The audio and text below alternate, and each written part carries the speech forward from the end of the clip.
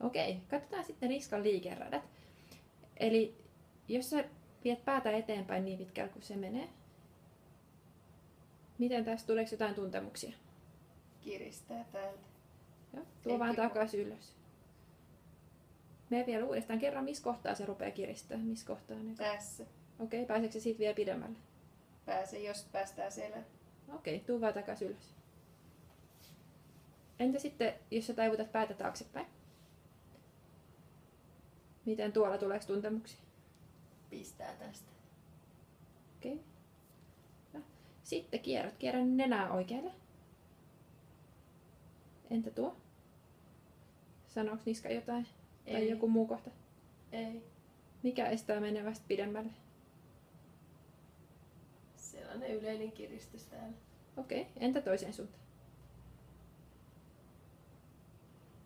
Mites tossa? Täällä alkaa vähän pistää tästä rangan vierestä. Okei, vie vähän takaspäin. Mites sitten korva kohti hartia, jos sä viet? Mites tossa? Sama pistos tuntuu täällä. Okei. Entä sitten toisessa suunnassa? Ei tullut mitään. Okei. Tää riittää, kiitos.